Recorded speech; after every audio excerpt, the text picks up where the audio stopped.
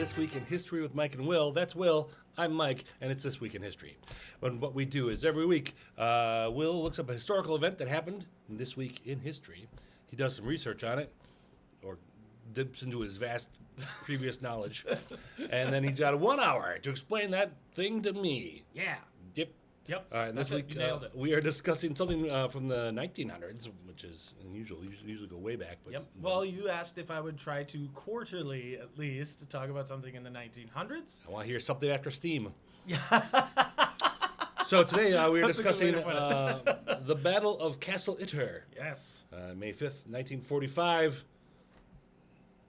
I'm not telling you anything until the timer starts. There we go. All right. I'm cutting into my time. The Battle of Castle Itter. Ready? Ready, Mike. The Battle of Castle Itter. Yeah. This is taking place in Germany. Well, technically it's Austria. Oh, okay. So it's not Germany. Good. But there's a lot of Germans involved. So, Joseph Sepp Gangl. Gangl is his last name. Gangl. Gangl. I think it's Gangl. I probably should have looked it up. He's the main character of our story. Oh, okay. Sepp is just short for Joseph. It's like calling somebody Joe, I think. I looked it up. Okay, There's that's no fine. like direct meaning. It's just shorthand for Joseph. Sure. So Sepp. The nickname just is from the middle of the word. Yep. Sepp. Perfect. And they leave out the. Yep.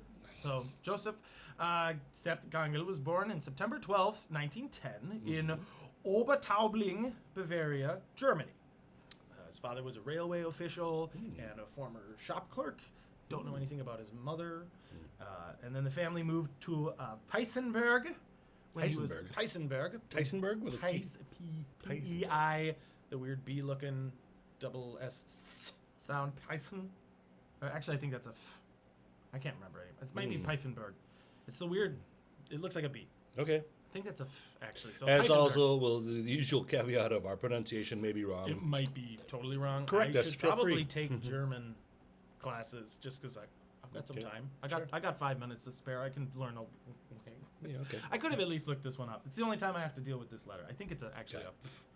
So Peisenberg, as a toddler, lived there for a long time. After toddler? He was a wee lad, and then he went and fought in the war. Oh, Which one? Well, World War I was going on when he was a baby. Oh, okay.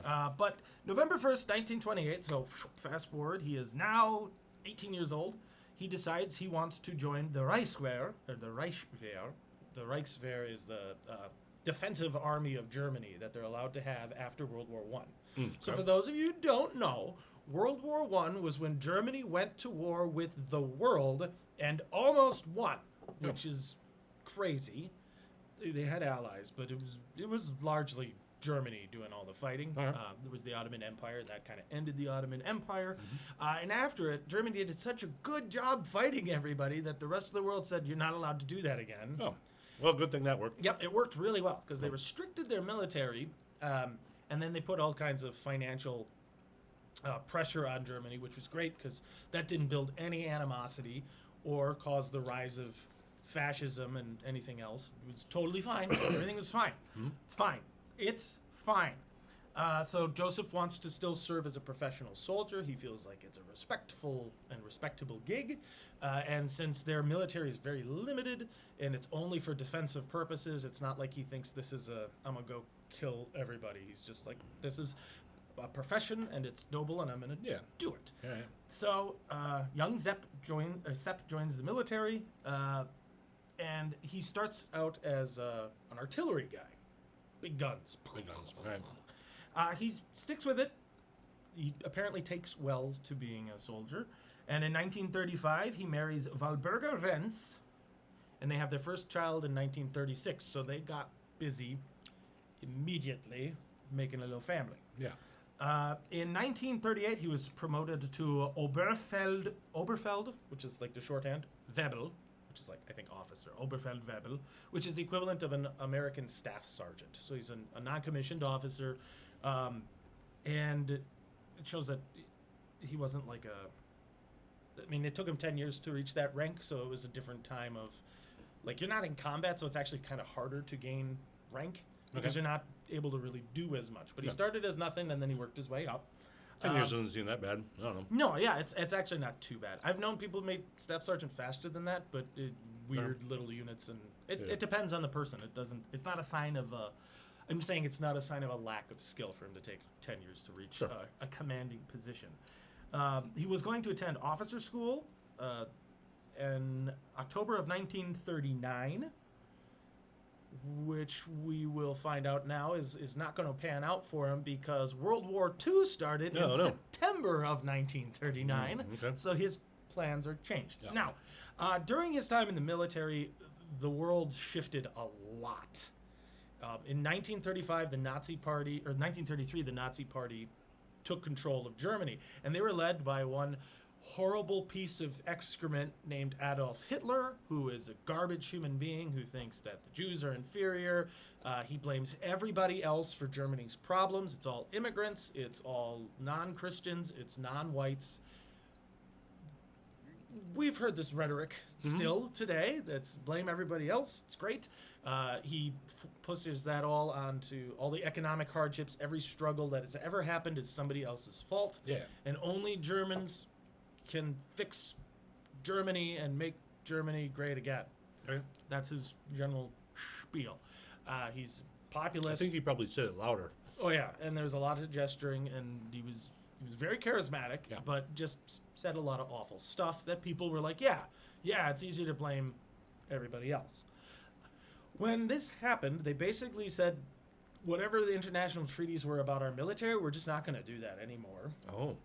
And the Reichswehr became the Wehrmacht, which is the proper German military of Nazi Germany. It's a great uniform, and it's very... The black uniform guys are the guys we don't like. Okay. We'll talk about the difference there. Because there are two branches, basically, of the military. There's the Wehrmacht, who are... A lot of them are old-school professional soldiers, like our guy Sepp. Like our guy, yep. Who joined before the Nazis rose up, before that was a thing, so they weren't, like, inspired by fascism and being monsters. And then there's the SS, who were, I'm going to pronounce this right. I have it written down so that they were right? No, they were super far right. That's a whole thing of the Nazis. You don't mean correct. Not correct. They're the Schutzstaffel, which means protection squad. Oh. And they were like the political soldiers. They had a military branch, and that was like, they were kind of rivals of the Wehrmacht. They were considered like the elite troops, but they were also, every single one of them was a hardcore Nazi. They weren't just Germans, they were Nazis. They believed that all the white nationalist stuff, they believed that everybody was inferior, they believed that they were superior to everything on the planet, and the whole Aryan race.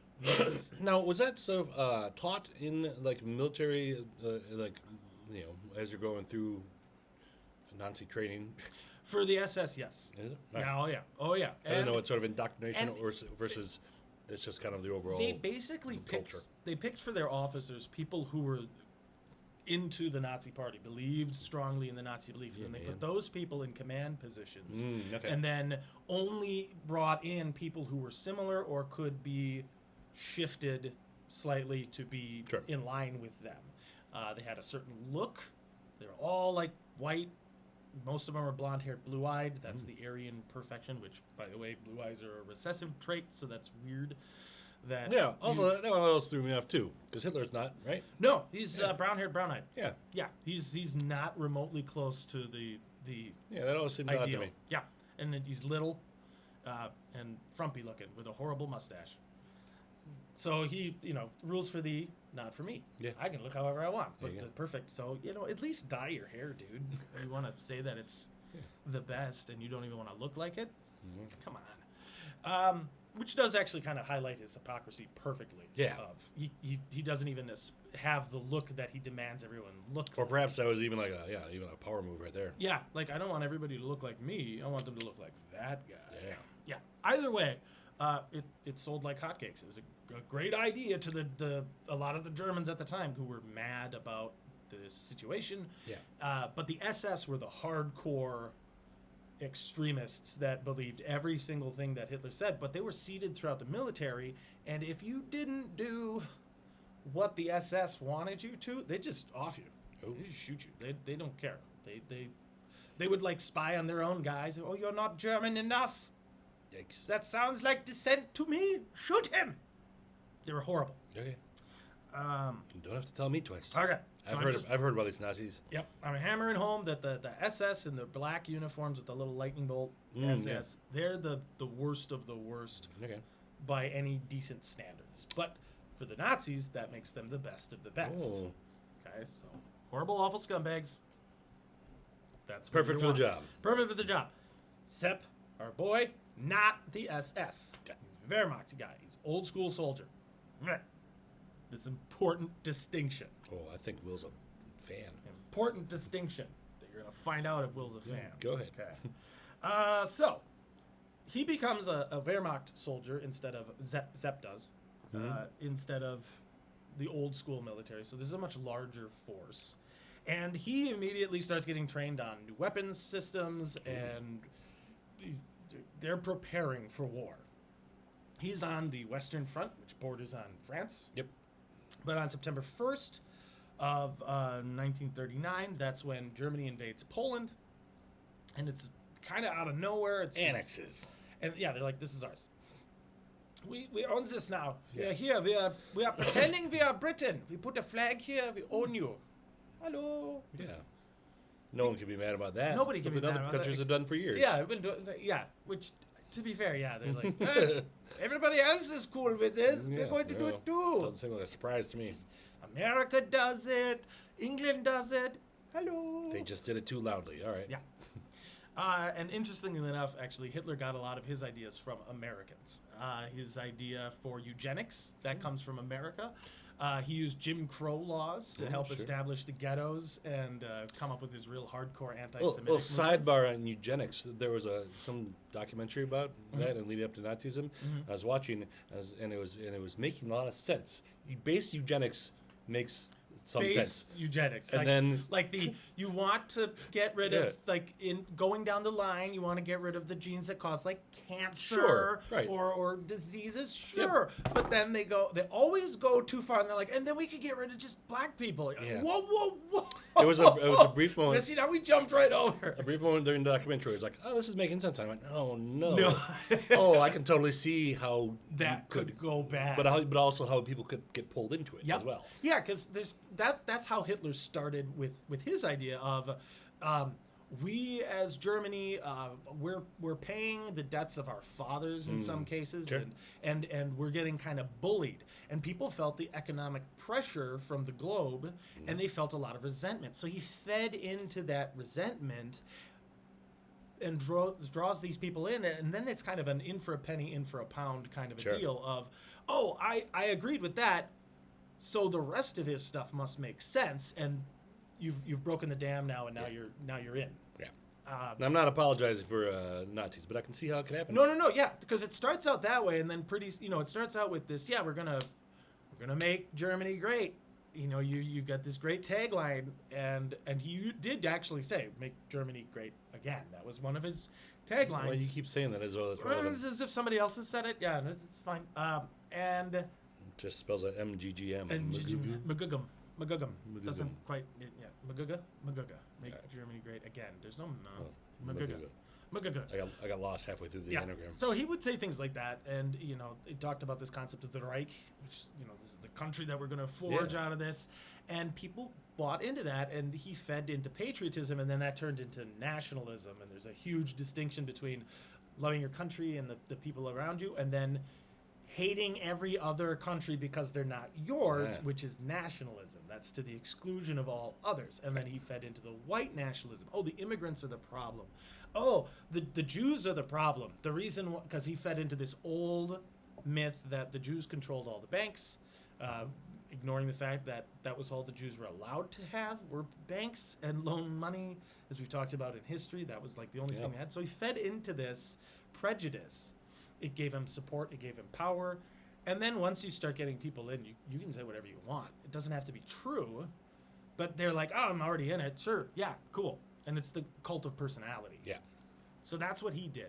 Now, I don't know all the details of whether Joseph Gangel bought into all of this stuff. But judging from some things that he's going to do in his life, I feel like he really didn't. Okay. Now, when the war breaks out, not a lot of people know about the Western Front. They don't talk about how the war It's started pretty there. quiet over there, yeah. Well, this is after that. All quiet on the Western Front is World War One. Still World War quiet. II, it's still pretty quiet. But France actually invaded. Oh, So in September 7th, so 6 days after the Nazis charge into Germany, the French are like, well, they left, they went out the east side, we come in the west side, and we will invade. That's French people. sure. That's horribly offensive. I don't care. So the French charge in. They come in 11 divisions of soldiers and tanks. It's 25 kilometers across. It's a big army. It's just a wall of guns. Just charge! And they go a whopping 8 kilometers into the country, and they stay there. Now, when they're charging through things like that, are they just going like over people's farms and Yeah, stuff? yeah.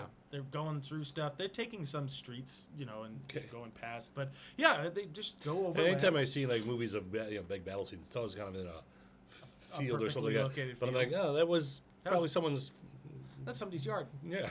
Yeah, we just trampled all the crops, and now. Yeah. Yeah, which is why by the end of the war, there's a grotesque amount of people starving because they just blew up fields. Yeah. This is great. This is when, once we got onto the total warfare stage of warfare, where you're destroying farms. Yeah. At least in the Middle Ages, they're like, don't burn the crops. We need to eat. And then when it gets to be planting season, we're going home to plant. Stop.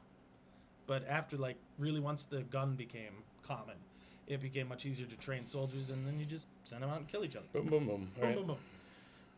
We talk about such happy things here. Now, Sepp was part of this war on the Western Front, and he was wounded, so he spent 6 months in a hospital, or various hospitals, kind of bouncing around as they had space. Okay. Careful, don't bounce him too much. But He's wounded. this phase of the war is actually referred to as the phony war, What? because Britain and France declared war on Germany, and then they didn't do anything. Aha. They invaded, and then for 8 months, they just kind of, the French just kind of sat there and they didn't push in.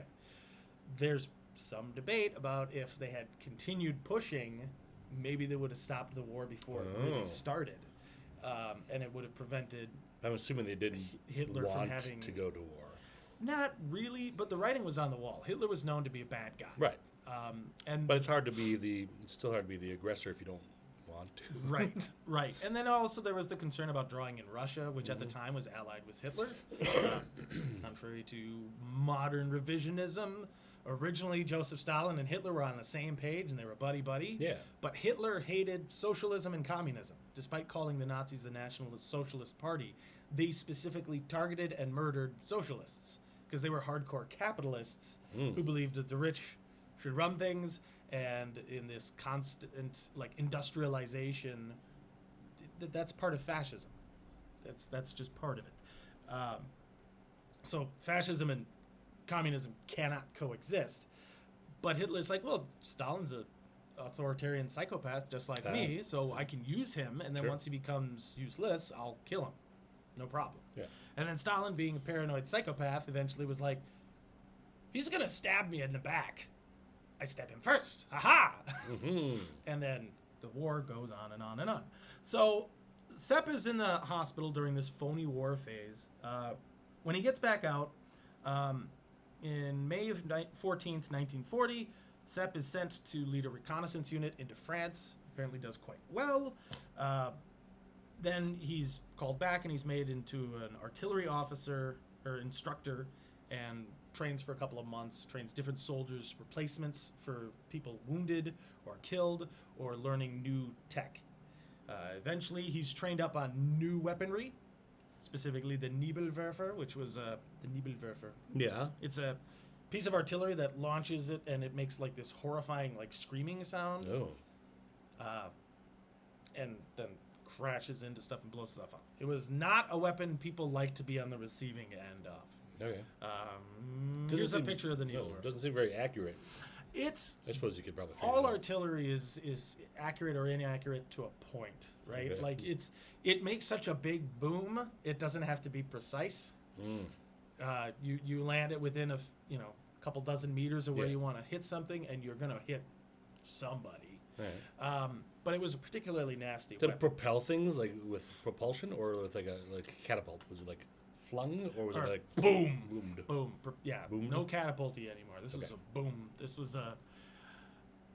It's hard to describe. I think it had like a fin on it, like to help angle it, and it was very loud, unpleasant weapon. Americans did not like them at all. I mean, nobody likes artillery when you're on the receiving end. Sure. It's a big boom and can wipe out a lot of people at once.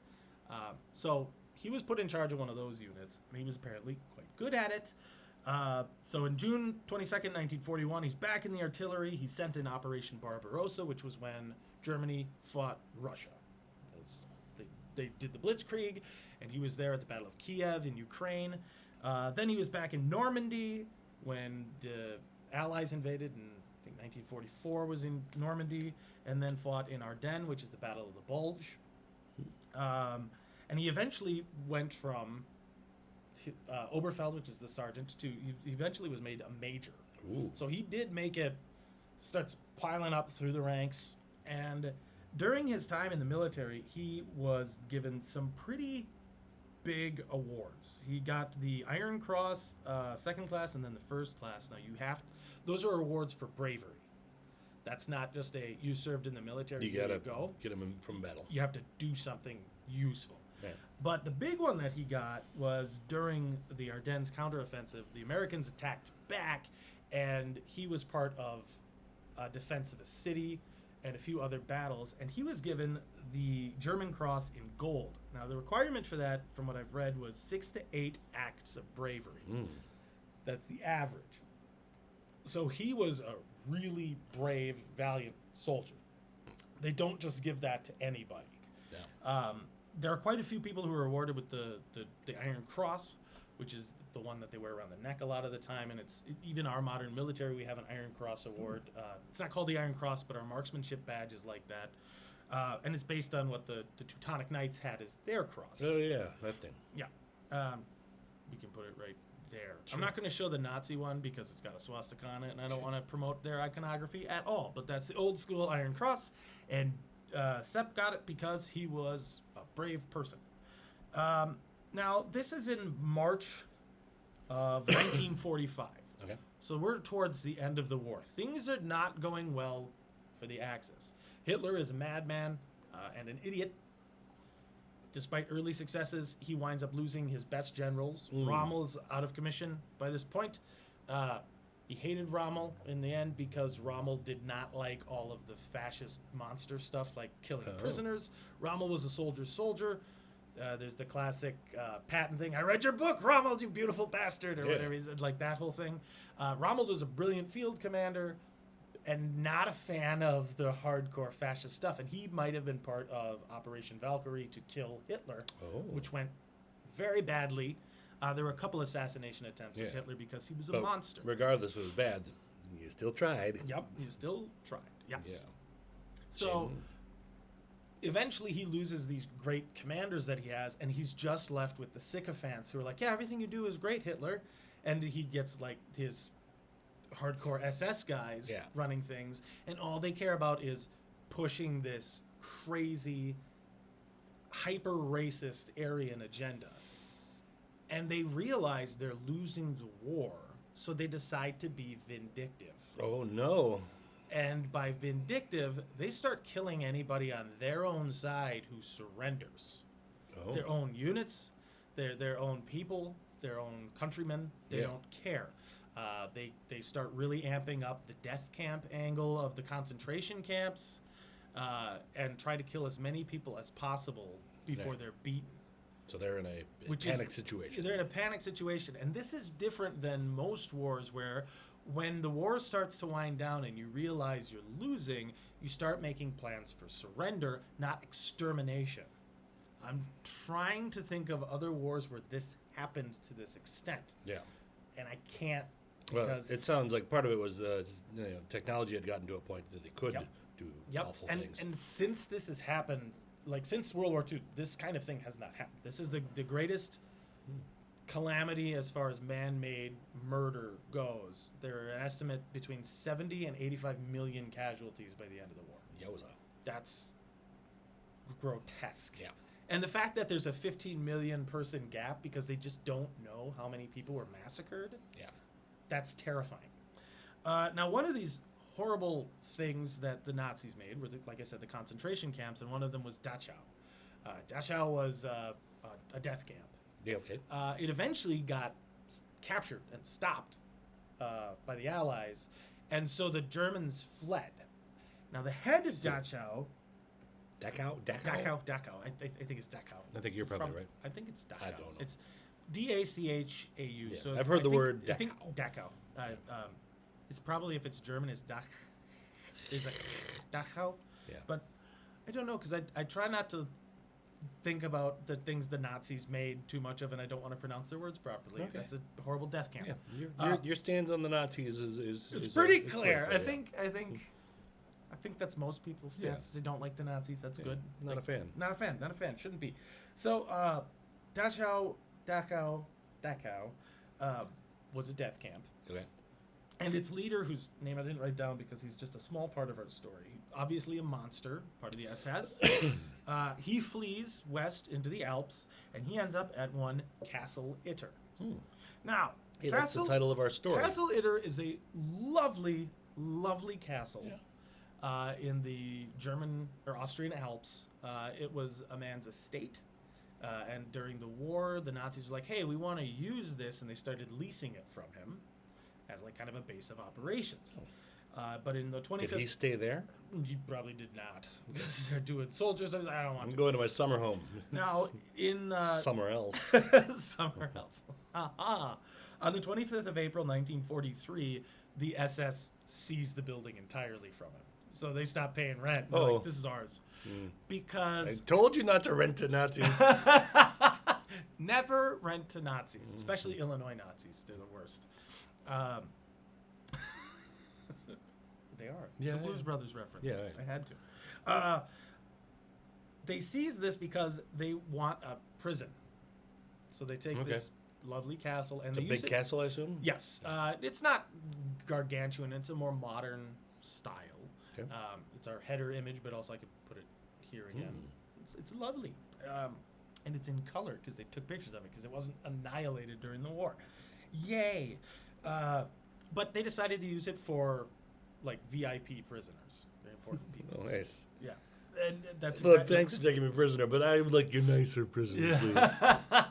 Now, Where are the good rooms? Some of these were actually like traitors to other causes that worked for the Nazis, and then the Nazis just stopped trusting them. So one such piece of garbage was Maxime Weygand, Weygand. Now, he was a general during the war for France, and then he said we should surrender to the Germans, and then they did. And then he was put into the Vichy government, which was the pro-Nazi French government. Now, is it pro-Nazi or just not anti-Nazi? I saw Vichy was like, okay, fine. Yeah, Vichy France is a very complex thing because some of the guys were monsters, like this guy who leaned really hard into the anti-Semitism. Like he was put in charge of certain aspects of their anti-Semitism philosophy under his command, and he was like, "Oh yeah, let's do that," and was really, really bad and killed a lot of people.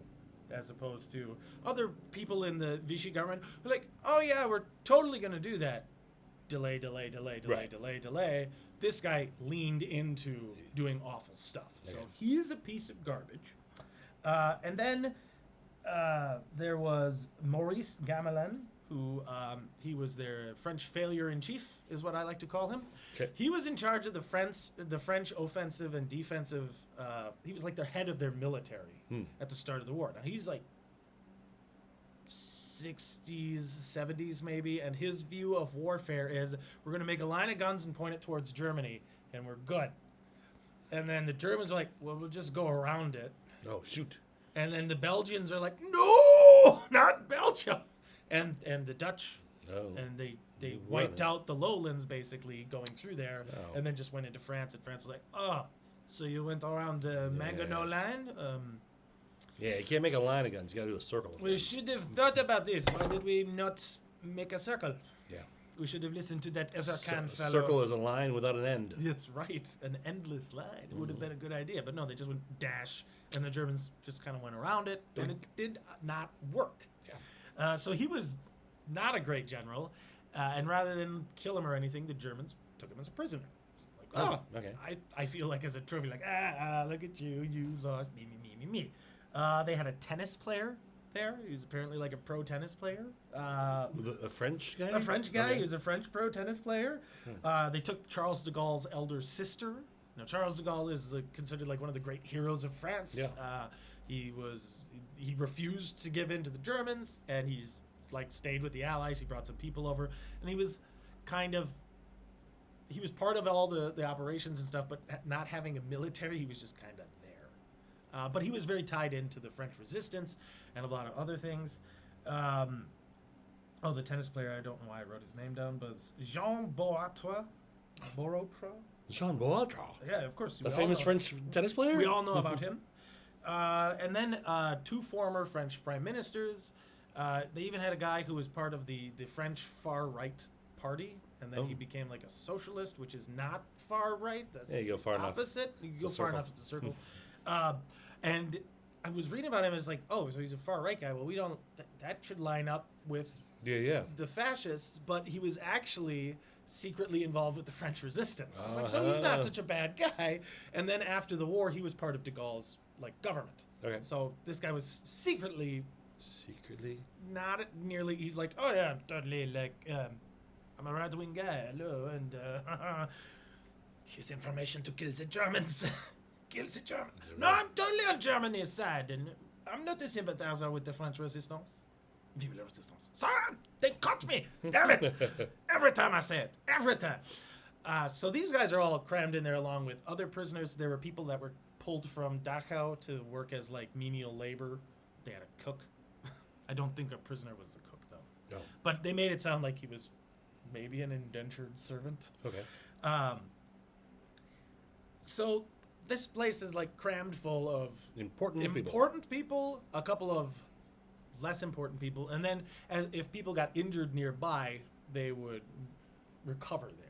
Okay. It was considered as a safe place because it was kind of in the middle of their defensive perimeter, and they didn't have to worry too much about it at the start of the war. We're at the end of the war, where all the borders are shrinking, right? Like the Allies are coming in from all sides, and Germany's kind of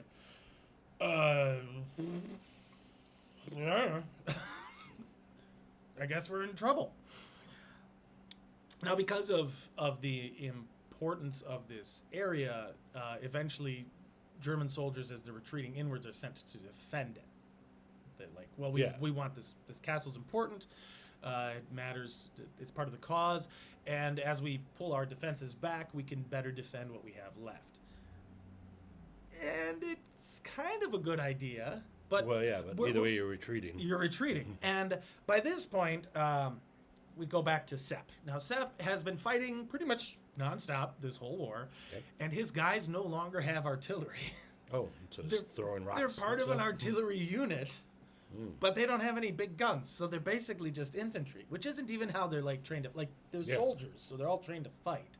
But it's interesting because they're part of this big artillery regiment with no artillery. Yeah. They don't have anything. They don't have giant cannons. They don't have tanks. It's rifles and pistols, and that's it. Artillery in name only. In name only, exactly. Which does happen in war, especially as a war drags on. Sure. Units get folded into each other. If some units take a lot of damage, they just merge or they get disbanded entirely. But rather, maybe they thought they were going to bounce back. So you're still artillery. You're still artillery. Yeah. They don't have any big cannons. You're still artillery. It always struck me as a problem that archers might have. After a while, you run out of arrows. Yep. I'm out of arrows now. Yeah, you got to have the... Yeah. Yeah, and as an archer, you can't wear heavy armor because you can't... But any weapon that you throw at the other... You're out of weapons. You're out of weapons. You're eventually out of weapons. So it's weird, too, when people in a movie will shoot with a gun and then throw the gun at the person. Yeah. Well, now you're totally done. It reminds me of was on when Family Guy did Star Wars. And the stormtroopers, pew, pew, pew, pew, pew, pew. Yeah, why did you do that? Well, I go get it. Go get your gun. And then there's the classic Three Musketeers movie made back in the 70s, where Michael York was D'Artagnan, and Porthos is look at this cool technique I've come up with. Ha! I don't know why he's super British in it, but he's just very, ha, British. even though I'm French.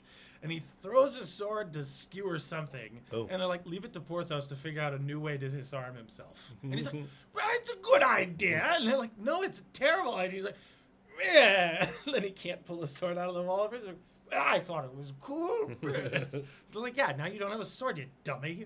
And then they just go back to drinking and playing dice, and they don't care anymore. Great movie. Yeah, I think Richard Chamberlain is one of them. It's really good. I love that movie. Really weird casting for Cardinal Richelieu because it's I just forgot his name.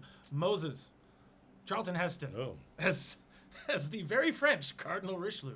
Christopher Lee is in it. It's he's amazing. Christopher Lee's amazing. He's got one eye. He's got an eye patch. It's awesome. Anyway. Raquel Welch is in it. I'm going to do an episode on that movie. It's a great movie. I'm going to watch it when I go home. Okay. All right. So as these lines of defense are collapsing, eventually well, we need to start mixing units together and make just it's instead of the 4th Panzer Division or whatever, they create what's called the Gale Group, the Giehl. He's the commander, and it's just the group.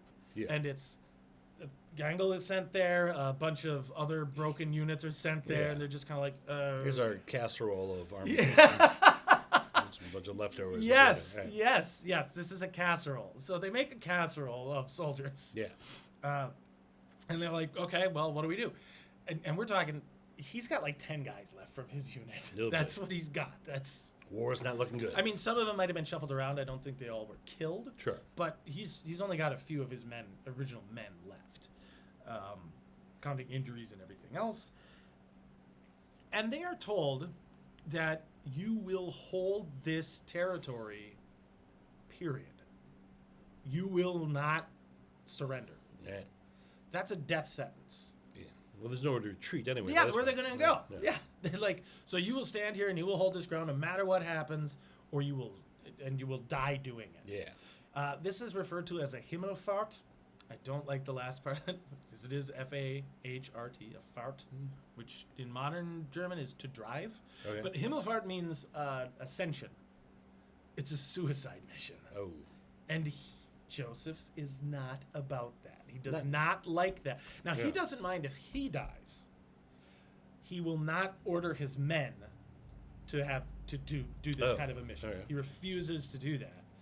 But he doesn't want to make that a public viewpoint. Right. Because the guy currently in charge of the castle near where they're stationed is the former head of Dachau. So he's an SS guy. There's a bunch of SS troops. Now, somehow, not really sure, but he mysteriously dies while running the castle. This Dachau guy. Oh, okay. The thought is that after a day of bragging about how many people he killed at Dachau, which just shows what kind of a scumbag he is, he shot himself.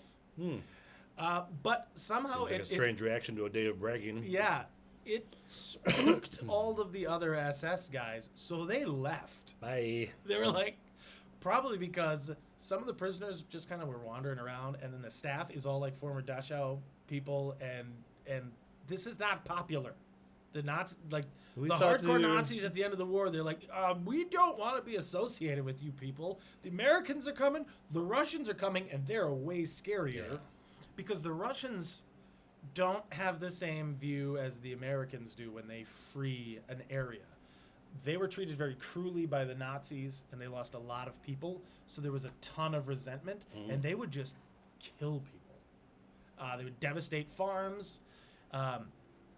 During this time, there was a thing called Operation Cowboy, which was a joint operation between Americans and members of the German military to protect a giant horse ranch. These were like champion breeding stables. And the Russians were going to go in and kill all of the horses. The horses? Who hadn't done anything wrong. Yeah, so, horse just horse. Yeah, so the German cavalry guys were like, we need help moving the horses. They're pregnant ones. They're baby horses. Oh, don't kill the baby horses. They're just Nazi baby horses. Nazi babies. They come out with the very high stepping.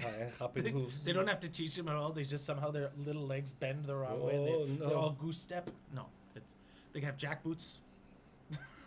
very shiny hoofs. Very naughty horses. They're very naughty Nazi horses.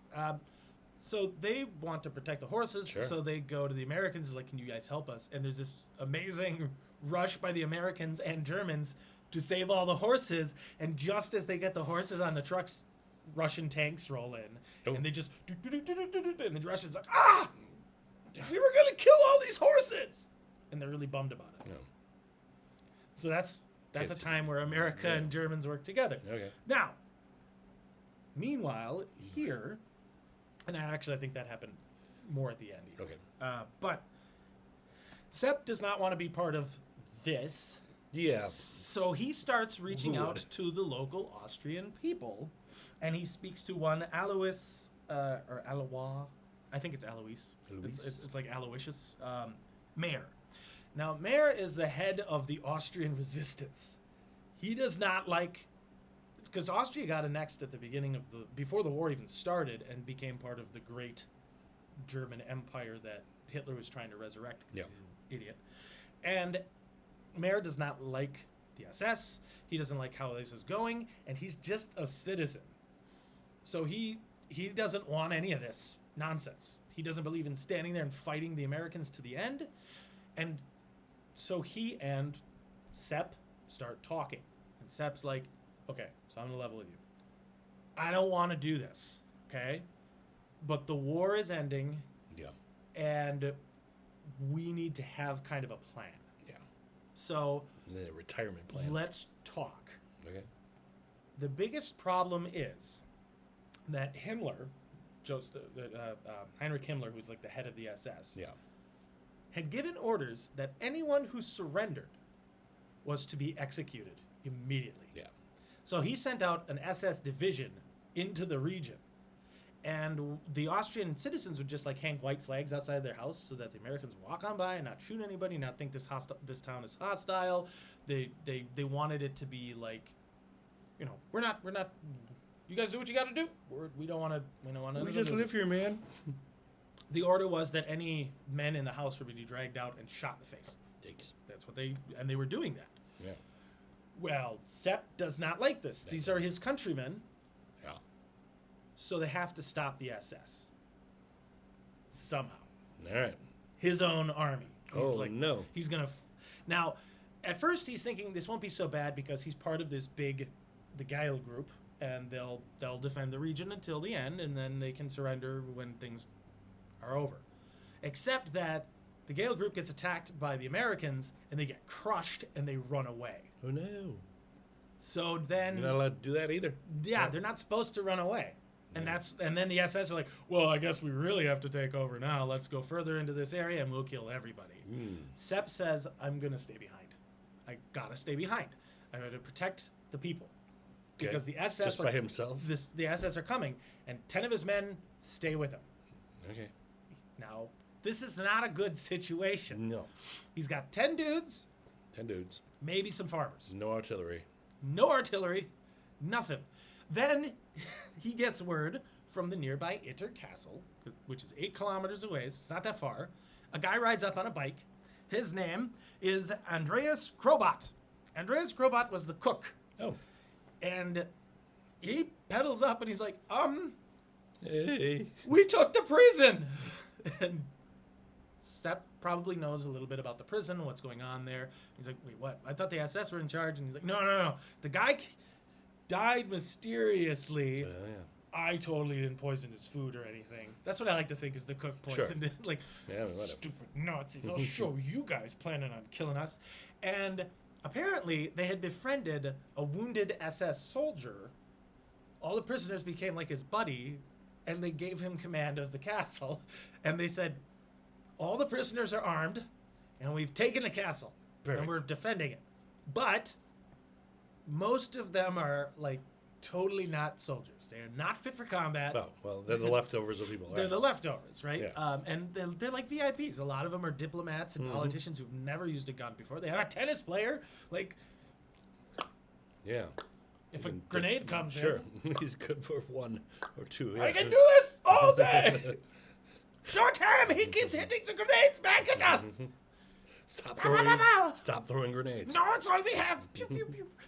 If we shoot him, yeah, throw this rock, and then when he hops up, we shoot him. Ha ha! And that's how they got him. Yeah. I can't imagine it would be hard to kill a tennis player. But go on. I mean, with a gun anyway. If I had to chase one, Sure. Oh, yeah. you guys just have nothing but endurance. It's just so stupid.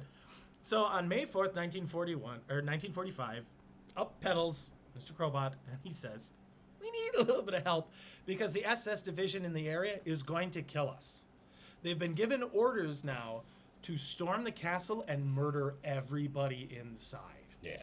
Everybody. Yeah, okay. No prisoners, none. Like I said, spiteful. We're done playing They around. don't want anybody alive. Sepp looks at his forces and he's like, okay, I got 10 guys and some prisoners. I need help. Yeah.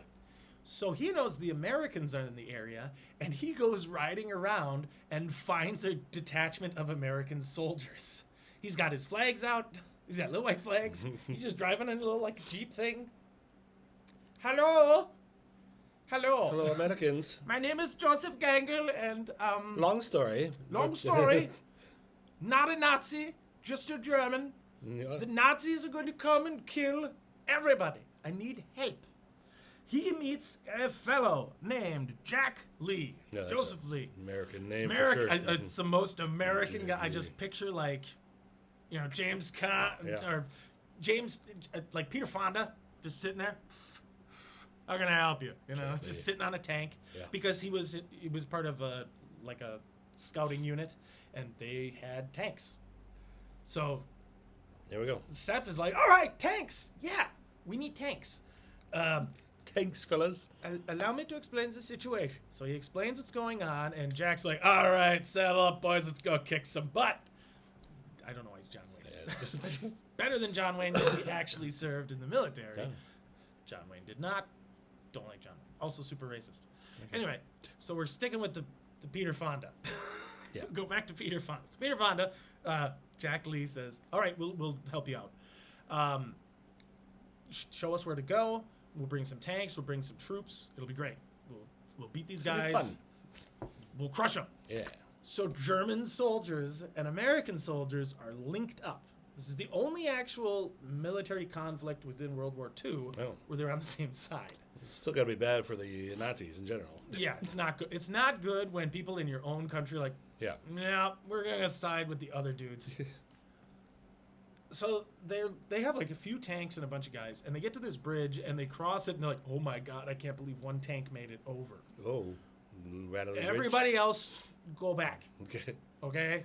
We're not going to be able to all come this way, do this fight, and then go back over the bridge later. We'll all die. That's how we'll die. So Jack gets one tank and 14 men across. That's all I need. One tank. Yep. Leaves the other tanks behind as one basically plants itself at the end of the bridge and just like, you're not coming across our bridge. We'll shoot you in the face. And says, we need reinforcements. You guys are going to have to go around. Okay. Hurry.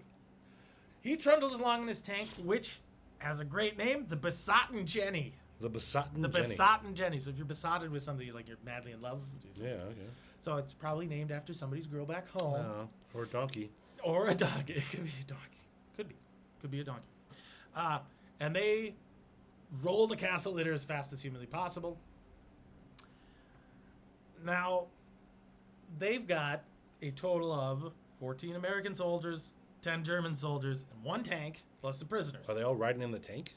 A bunch of the soldiers are probably piled on top of it, Okay. but they might have like a Jeep as well, or some kind of like a truck Sure. maybe as a support vehicle. Bicycles. And then whatever vehicle. I love the idea of Sepp riding up on a bike, just pedaling. Sorry, shaking the camera. But that's how it would look. Yeah. And he just pedals up. Kurt! Hey guys, can you come save me at the castle? Sure. Very, very like E.T. You know? He rolls up, a little dude pops out of the basket. Come help us. And they go back to the castle. They've got not a lot of guys, so once again, Sepp contacts the Austrian resistance guy, Mr. Mayer, and he's like, I have to defend the village. I can send you 3 more guys. That's it. And so it's 2 more Wehrmacht soldiers and 1 young, like, resistance fighter named Hans Vottel. Hans. Hans. Vato. They all show up. There's 3 of them, and like, okay, well, it'll do. Here, you're back up. They Hi. park the tank in the gate, like the Ooh. entryway to the castle. Like, you want to get through, you got to go through a tank. Yeah. And I don't know how much you know about tanks, but they're big and made of metal and have a bunch of guns pointing that way when they need to.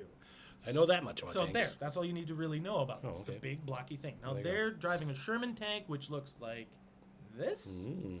It's got a machine gun, I think 2 machine guns, and a major main cannon. They weren't specific about what kind of Sherman it was, because some of them got outfitted a little differently. Some had better guns, some had better engines. But he did have his tank.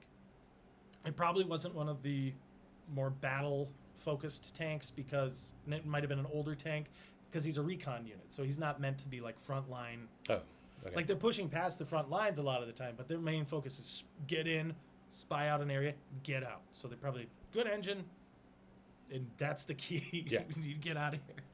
So they park the Jenny in the way, and then the SS show up. Now, the SS Panzer Grenadier Division is the 17th SS Panzer Grenadier Division, the Gotz von Berlichingen.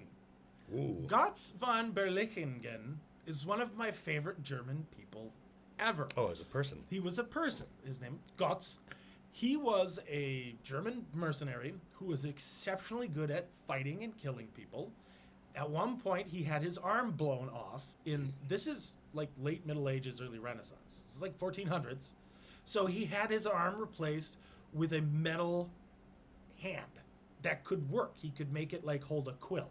And he fought, and this guy waged a war on a city once. He had a vendetta, so he just waged it against a city.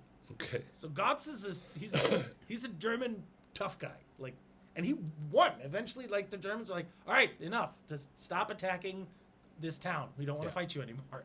So they would name their divisions after like famous German characters. Look at our German pride and our German heritage of this guy. This guy. And I'm actually going to do an episode on Gotz because he's a very interesting dude. So on the morning of May 5th, they show up with between 100 and 150 men, which is way more than the 26 actual soldiers plus a kid, Yeah. plus however many prisoners can actually fight. But the one group is in the castle. But they have a castle and a tank. Yeah. Grenadiers, however, have what's called a Panzerfaust, which is a rocket launcher. Oh. So they can fight tanks. Okay. And the poor Besotten Jenny does not make it through the battle. Oh no, Jenny. Poor Jenny. Well, they put it in the perfect spot, and they figured this is probably going to happen. We'll just put it in the gate because that's better than the doors and the iron portcullis that might be dropped at. I don't even think it had that, because this is like a live-in castle, not a fortification castle. It can hold up against smaller. It's more of a fun. It's just a rich guy's house. Yeah. Okay. It's so the SS attack, and it's pretty fast and furious. They storm up the hill. They're firing. Panzerfaust's going off. The resistance fighters shooting back. The former Wehrmacht guys fighting alongside Jack and his guys, fighting. One of the former prime ministers, I think is Renaud. It's like Renaud, was being targeted by a sniper. And Sepp saw that and grabbed him and pushed him down and got shot. Oh. And died. Oh. Sepp is so Sepp takes the bullet for this French guy that he does not know. Yeah. And suddenly the reinforcements that Jack was hoping for come swarming in to the rear and crush the Germans. By the end of the battle, there's been one casualty at the castle. And it's Sepp when he defended the Frenchman. So the best guy in the group gets killed. Yeah, poor Sepp. Poor Sepp. And the SS division is just, they run. Like, they want to run, but they can't because there's tanks and a lot of people. So they surrender. It's unknown exactly how many of their soldiers died. They didn't count. But 100 men were surrendered. There were some injuries at the castle, but they managed to save all the prisoners. All the VIPs. All the VIPs are Yeah. saved, some of whom would later be put on trial for their part in the Vichy government. Mm-hmm. Well, Although, even though the guy that I particularly didn't like was put on trial, he was eventually like exonerated, oh. which is nonsense because he did a bunch of anti-Semitic murder stuff. Probably should have been put in Nuremberg's situation and hanged with the rest of the bad guys. Probably a paperwork thing. This probably was a paperwork thing. Now, Jack eventually is like promoted Yeah. for his part of this. He does a great service, and the Germans eventually surrender September 2nd, 1945. So the war lasted 6 years and 1 day. To this day, Sepp is honored as like a local war hero. He's actually one of the few guys who, it's like throughout the war, he was an honorable, decent human being who fought like he was supposed to. He was a soldier. Yeah. He was old school, but he fought honorably. He was not a guy who went door to door and murdered innocent people like the SS. And then at the end of the war, he decided to do the right thing, and that the right thing was to protect the people that he was put in charge of. But then he went the extra step, and he could have just let the SS take the castle and Sure. kill a bunch of French people that he has no connection to. But he decided, I will go there, and he refused to have his men die for it. So he paid the ultimate price to make sure that nobody else had to die. I can't think of a more honorable or noble soldier in probably Germany, Yeah. at the very least. But definitely one of the great heroes of the war. And he's never been talked about. Oh. I never have heard about this ever. This is a movie. How'd you hear about it now? I was just Googling dates. Oh, I okay. tend to do so behind the curtain. Sometimes Sure. if I don't know a specific date, I will literally just either go on Google or Wikipedia and go, what happened May 5th, 6th, 7th, 8th, 9th, and I'll There just you go go. through the days. And this came up, Battle of Castle Itter. I've never heard of this. And it's the only battle. There was Operation Cowboy, where the Germans and the Americans teamed up, but Yep. there was no fighting. But this is a unique battle where German soldiers, American soldiers, Andreas Krobot was a Czech. There were French people. Like it's a multinational. It's like the UN versus the SS. Yeah. It was just this multinational group. A lot of whom were not fighters, were not skilled at it, and they resisted the SS advance for a few hours, long enough for the reinforcements to get there and bust them up and end it. And then they'll pacify the region. The Austrian militia or resistance was involved. It's just this fascinating thing of everybody coming together to stop evil men from doing evil things.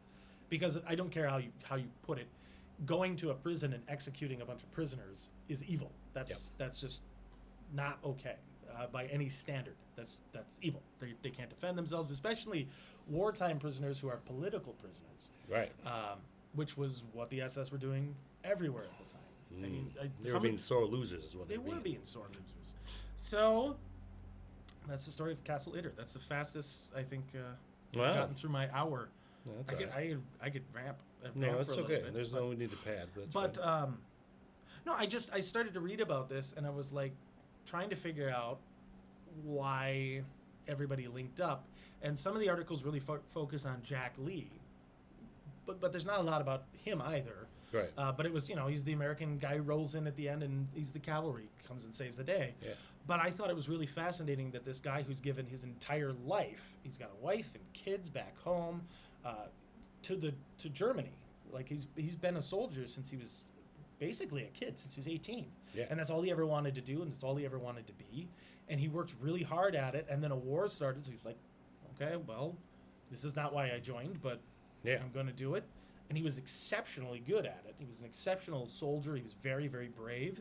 And then at the end, given the choice of bailing with the rest of the unit or staying behind, risking death, not to fight Americans, like not to dig in like so many Nazis did, where they just dug in and like, no, we're not going to budge and you have to kill us all. He was like, I have to stay to protect Austrian people. He's not Austrian. He's Bavarian. He's German. Yeah. Like, so it's not even like his technical countrymen. And he stays behind to protect innocent people, and then goes that extra step to protect foreign prisoners. It's just wild, the level of character and There you decency go. I think that takes. And it's nice to have that mentioned in such a horrifying part of human history, where we have genocide happening just down the road, and this guy and his men, all of his men, are exceptionally brave for doing this too.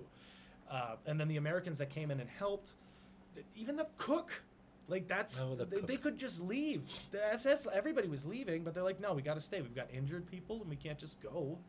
You got to do the right thing. They did the right thing. Yeah. So it's proof that even in time of war, I get frustrated about that, where you'll read an article, or we had things like that happen when I was in Iraq, where people did horrible, horrible stuff. I'm like, well, that's war. It doesn't have to be. That's bad people. That's not moral way to fight war. There is. I think there's. I mean, the most moral thing was you never fight. Yeah. Right. You stop fascism before it rises to that level of power.